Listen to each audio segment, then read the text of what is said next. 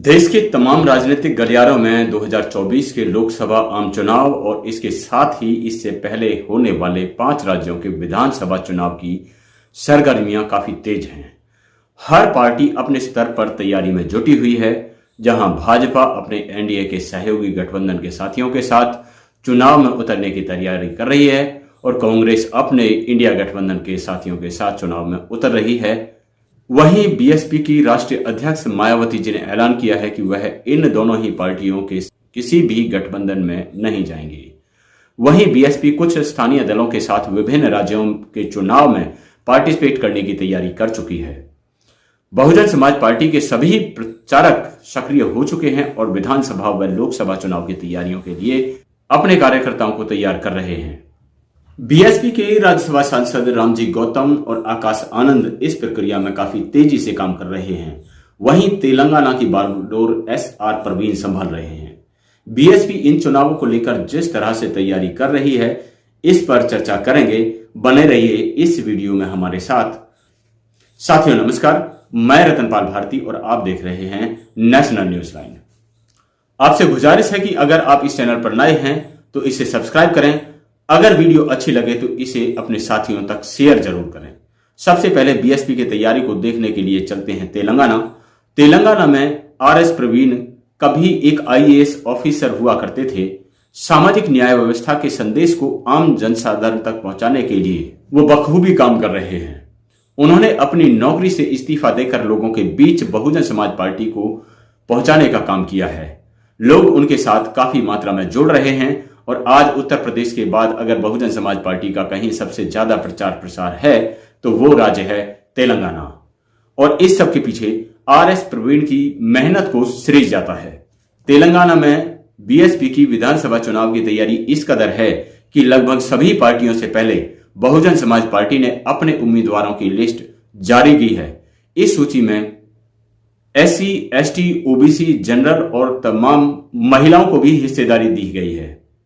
Party की इस पहल के पश्चात तमाम उम्मीदवार अपनी उम्मीदवारी को लेकर लोगों के बीच जा रहे हैं, जिन्हें लोगों का समर्थन भी मिल रहा है। आरएस प्रवीण साधारण से दिखने वाले युवा हैं जो लोगों के बीच एक परिवार के सदस्य की तरह घुल मिल जाते हैं।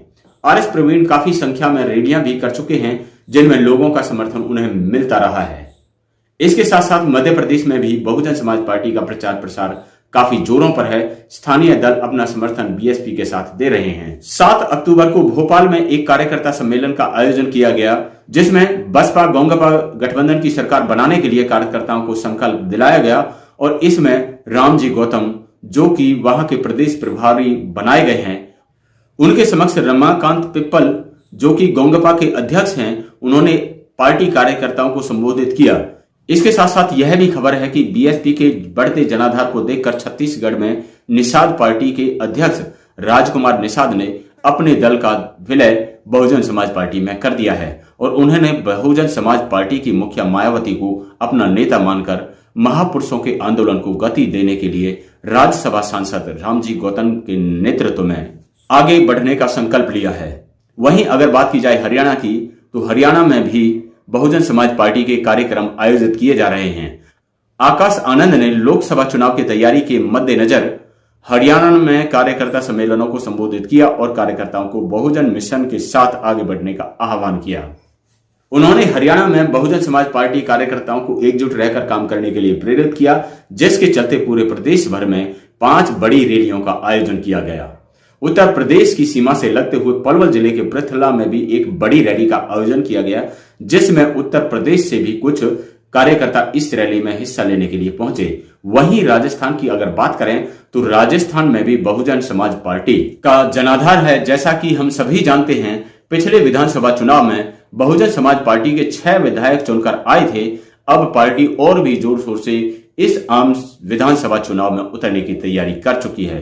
पूरे राजस्थान में आकाश आनंद, राज्यसभा सांसद रामजी गौतम और उनके नेतृत्व में अनेक कार्यकर्ता सक्रियता से काम कर रहे हैं। लोगों का मानना है कि जहां बीजेपी देश में धर्म और जाति के नाम पर लोगों को बांटने का काम कर रही है, वहीं कांग्रेस भी इससे अछूती नहीं रही।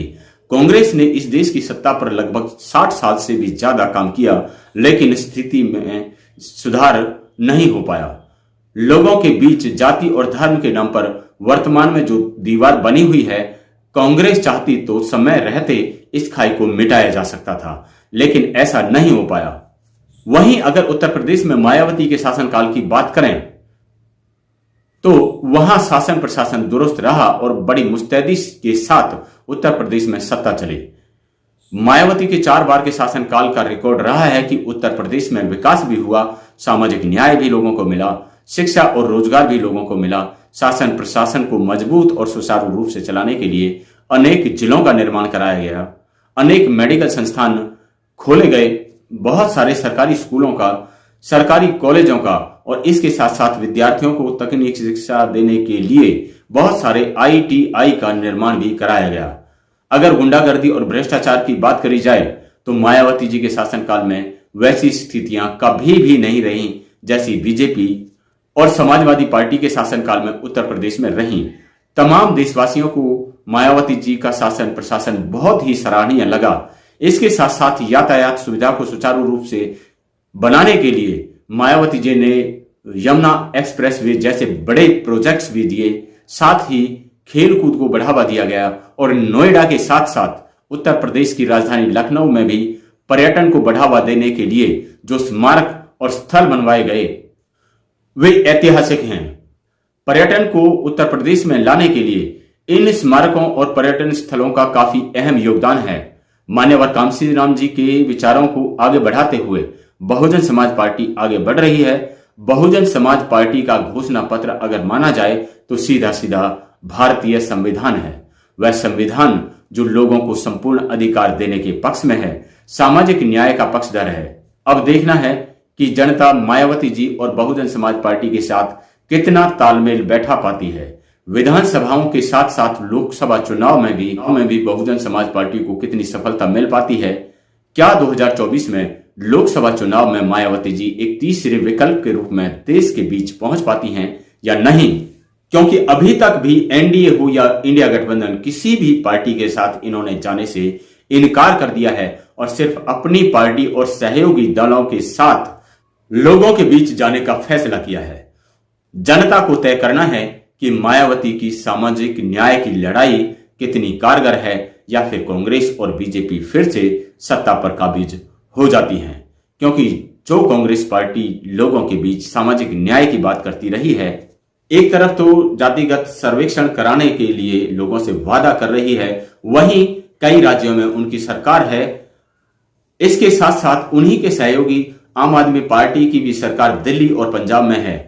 अगर इन लोगों को सही मायने में सामाजिक न्याय की चिंता होती तो जातिगत सर्वेक्षण अपनी अपनी वर्तमान सरकारों में कराएं, ताकि बिहार सरकार की तरह लोगों के प्रति अपनी जवाबदेही सिद्ध कर सकें और लोग इन पर भरोसा कर सकें।